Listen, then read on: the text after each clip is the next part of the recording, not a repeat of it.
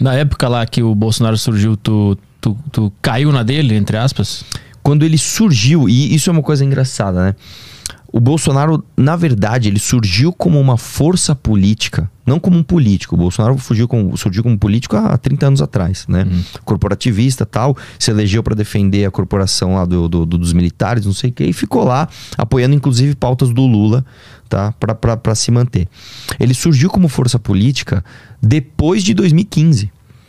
Né? Então já tinha tido o sentimento antissistema de 2013, que era o Gigante Acordou. Um negócio meio sem pauta. Eu tô puto. Com o quê? Não sei, só sei que eu tô puto.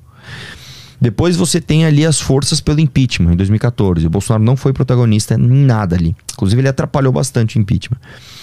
Depois o impeachment? Hã? Ele atrapalhou a articulação, cara. Mas aí são histórias de bastidores que o certo era até trazer o Kim, o pessoal aqui que participou bem disso. Ah, beleza. Não que ele era contra, tá? Mas ele embarcou só no fim quando ele viu que era inevitável. 2015, já tava ali, não, vai rolar impeachment. Ele também não tava muito aparecendo. Rolou impeachment em 2016, ele também não era uma figura. E depois do impeachment, no governo Temer, aí você começou a ter o Bolsonaro como uma possível opção para 2018. Nessa época, eu fui extremamente crítico ao Bolsonaro. E eu fui muito crítico a ele até julho de 2018.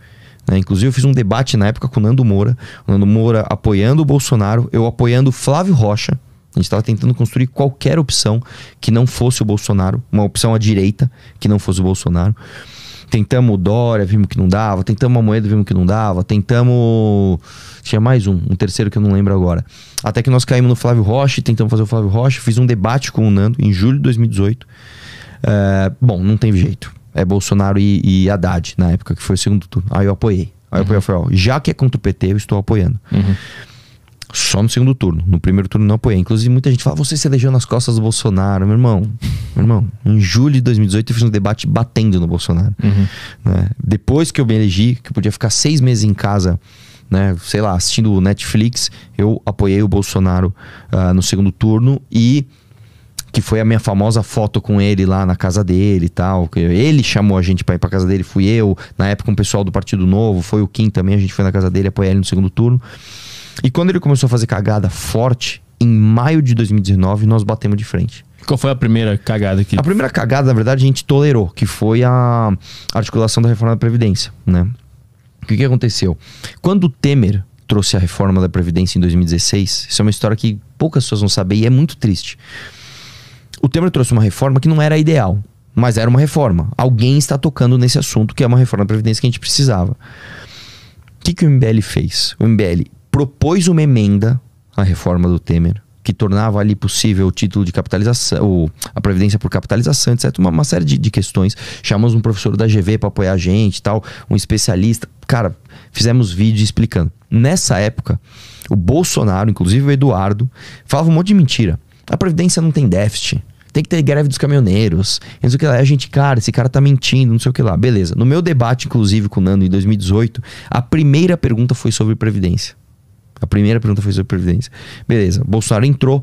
Você entendeu agora que tem que... realmente tem que reformar a Previdência. Então, beleza. Então, estamos todos... Vamos passar uma borracha, passar uma régua e vamos apoiar a Previdência. Aí, na articulação da reforma da Previdência... que o Rodrigo Maia, na época, tinha feito um excelente trabalho como presidente da Câmara, tinha articulado, deixado tudo pronto, o Bolsonaro começou a atrapalhar a própria reforma, cara. Ele começou a falar coisas do tipo, por mim nem reformava a Previdência. Caramba, bicho. Não, tem muita gordura ainda pra queimar. É como se eu fosse te vender um carro. Eu chego assim, meu carro custa, eu quero 50 mil. Mas, a roda não tá muito boa, o motor tá mais ou menos... Tem muita gordura ainda pra queimar. Você fala, bicho, que vendedor é esse? Né? Mas a gente tolerou. E por que tu acha que ele fez isso? Porque é burro. Porque ele não sabe o que ele tá fazendo. O Bolsonaro não tem a menor ideia do que é o reformar a Previdência. Ele não tem a menor ideia. Ele é realmente um tiozão do churrasco que caiu lá na presidência.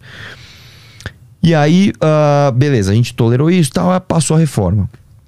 E aí, cara, quando teve uma articulação de uma manifestação de fato golpista, que começou, eu lembro até hoje, com uma página chamada Lobos Patriotas Brasil, uma manifestação para pedir o fechamento do Congresso e do STF, o Bolsonaro embarcou nisso. O Bolsonaro colocou toda a galera dele para apoiar. Isso foi em maio de 2019. E a gente falou, cara, isso aqui tá errado. Isso aqui tá errado. E ali, cara, a gente teve a primeira amostra de como o bolsonarismo age. Contar um bastidor pra você aqui. O Paulo Guedes ligou pro Renan Santos. Renan, me ajuda a passar, me ajuda a desarticular essa manifestação. Só que vai atrapalhar pra caramba, meu. Nós estamos aqui num puta diálogo com o Congresso. O cara faz uma manifestação pra fechar Congresso, bicho. Vai atrapalhar. Beleza, então vamos desarticular. Isso era uma sexta-feira. Eu liguei pro Coppola. Nós ligamos pra um monte de cara que se diz de direita. Meu, temos que desarticular. Não, vocês têm razão. Tem que desarticular, beleza, vamos desarticular, beleza. Isso foi uma sexta-feira. Aí o MBL fez uma live falando mal da manifestação. Olha, não pode... Teve rage. Esses caras, teve hater. Vão fazer o quê? Vão fazer o contrário. Vão apoiar a manifestação. E aí eles apoiaram. E eu lembro até hoje. Eu falei com o Caio Coppola no sábado de manhã. Ele falou pra mim, conta comigo aí pra desarticular isso daí. Na segunda de manhã ele tava no Morning Show. Quem é contra a manifestação é contra o Brasil. Não sei o que eu falei, mano. Mas era baseado no que essa manifestação aí? Essa manifestação, cara, como eu te falei, era uma manifestação a favor do governo, o que é um absurdo. O governo, no começo, fazer uma manifestação a favor do governo é pedir pra ser um governo de pressão. E não é assim que as coisas funcionam. E era uma manifestação que surgiu justamente pedindo o fechamento do Congresso do STF, o que é uma manifestação golpista e errada. E a gente falando, não façam isso. Aí pegou mal, falou, não, essa manifestação é aqui por outras coisas. E aí, engraçado que o Bolsonaro mesmo jogou tudo isso para debaixo do tapete. Pauta número 1, COAF com Moro. Quem é que destruiu essa pauta? O próprio Bolsonaro. Manifestação da Lava Toga. Quem é que depois, anos depois, destruiu essa pauta Lava Toga? O próprio Flávio Bolsonaro. E tinha mais uma que eu não lembro. A COAF com Moro. Tinha mais uma que eu não tô lembrando agora o que é. Se não me engano, era fim do foro privilegiado, que também o próprio Flávio depois votou a favor de aumentar o foro privilegiado. Então, assim, a gente viu isso antes de todo mundo, e a gente avisou e a gente apanhou. Depois, as pessoas foram vendo que isso era verdade, cara. Então, hoje, respondendo a tua pergunta inicial, isso adianta, cara. Adianta, né? Você pega, por exemplo, o MBL em maio de 2019... Cara, a gente tava ferrado. A gente perdeu, tipo assim, o MBL perdeu 400 mil inscritos. Eu perdi 100 mil inscritos em um dia. Né? A gente tava realmente, cara, apanhando de todo mundo. E hoje não. Por ter criticado o Bolsonaro. Por ter criticado o Bolsonaro. E aí quando a gente viu que, cara, criticar o Bolsonaro é um negócio pesado, bicho. Não é um negócio fácil. A gente se reuniu e falou, o que a gente vai fazer? A gente vai abaixar a cabeça e ceder à pressão? Ou nós vamos pelo caminho mais difícil? Nós vamos pelo caminho mais difícil. E fomos pra frente. E aí, ao longo da jornada, outras pessoas entenderam que a gente estava fazendo certo e começaram a perceber que o Bolsonaro era uma fraude. O que tu acha que leva esse culto ao Bolsonaro fanático e quase religioso? É proposital? Isso é uma estratégia da campanha? Ou a figura dele gera isso nas pessoas sem querer? Eu acho que é uma mistura, porque é o seguinte, ele passa a ser proposital quando o Bolsonaro e o bolsonarismo veem que isso existe e, em vez de apagar e falar isso é ruim pro país, isso é ruim inclusive pro bolsonarismo, não, ele fica fomentando. Então vou te dar um exemplo do que acontece. Você pega uma pessoa, por exemplo, que tá beirando seus 60 anos hoje. Essa pessoa, ela viu o Brasil virar de fato uma ditadura militar. Viu o Brasil ter um início de melhora e depois afundou de novo. Esse cara viu a redemocratização, viu o Collor ganhar, e aí deu errado, porque o cara fez tudo aquilo com a poupança, tal, cagou tudo. Viu o PSDB ganhar 2 vezes, viu o Lula ganhar 2 vezes, a Dilma ganhar mais 2, esse cara falou assim, eu não aguento mais, tem que dar certo. E aí, ele vê o Bolsonaro ganhar em 2018 com esse discurso que nós somos de direita, nós somos diferentes. Isso é muito bom, cara. Isso é uma coisa muito boa. É como se você tivesse morrendo de fome e eu trouxesse assim um bife maravilhoso, um bife com ouro. Maravilhoso pra você. Você vai garfar. Aí quando você vai garfar, é tipo aquela cena do Matrix. O cara chega pra você, na verdade você tá no Matrix, essa carne é de mentira. Você, eu quero que se foda, eu só quero sentir o gosto dela. Então, a galera que hoje ainda está achando que o Bolsonaro é algum tipo de mito, que o Bolsonaro vai agir de alguma forma para impedir que o Lula ganhe, que o Bolsonaro nunca errou quando ele fez toda aquela palhaçada da pandemia e orçamento secreto, etc, etc, etc, é uma galera que não está mais pela razoabilidade. O cara ele está ligado emocionalmente ao desejo de não ver mais algo, ver alguma coisa que ele acreditou mais uma vez dando errado. Ele está ligado a esse desejo. Então é uma coisa emocional. Por outro lado, você tem o próprio Bolsonaro perdido, sem saber o que fazer. Perdeu a eleição, cara, ferrou, vou enfrentar um monte de processo, o que eu faço agora? E uma galera na rua pedindo pra ele dar golpe militar. Ele pensa, eu não posso dar golpe militar. Se eu tentar, eu vou preso. Primeiro que eu não tenho força pra isso. Segundo que aí as consequências vão ser pesadas.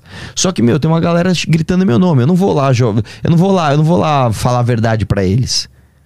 Aí ele fica sempre nesse meio do caminho, falando coisas dúbias. Então ele chega aqui e fala, pessoal, vocês que estão aqui se manifestando pacificamente, meus parabéns. Na hora certa, as coisas certas vão acontecer. É igual horóscopo, tá ligado? Tipo, serve pra qualquer coisa. Você lê aquilo e serve pra qualquer coisa. Tem gente hoje, enquanto a gente tá aqui conversando, tem gente que tá acampado há 3, 4 dias na frente lá da Alvorada, esperando o Bolsonaro sair pra falar alguma coisa e o cara não sai, mano. Que líder é esse, bicho? Que líder é esse que na hora que o bicho pega, o cara se esconde em casa e vai chorar? Que líder é esse que te fala uma coisa e faz outra? Fala, não, porque eu vou agir em 72 horas, daí passa 72 horas, não acontece nada. Mais 72 horas, não acontece nada. Mais 72 horas, não acontece nada. Aí vai ter a diplomação do Lula. O Lula é diplomado. O Lula já é o próximo presidente do Brasil. Ponto final. O maior ladrão do Brasil voltou pelas mãos do Bolsonaro. Aí começa aquele negócio, não, o Bolsonaro na verdade, ele deixou o Lula ser diplomado, porque aí você pode contestar o presidente sem contestar os deputados e pá, e aí, cara, é o que eu tô falando, eu faço uma aposta com qualquer um que está aqui, como eu já postei isso várias vezes. Eu falei, depois da eleição o bolsonarismo vai diminuir. E eu vou apostar de novo aqui. Dia 2 de janeiro de 2023, o presidente do Brasil é Lula. É um lixo, cara. É a realidade horrível que nós temos que enfrentar. Sai do Matrix, brother. Você quer ficar aí no... Não, o Bolsonaro vai agir. Não vai, cara. Não vai. E não adianta me xingar. Porque eu sou só um mensageiro. Não adianta você xingar o mensageiro. A mensagem é essa, cara. O Bolsonaro não vai agir. Não vai ter golpe militar. Ponto final. E é isso.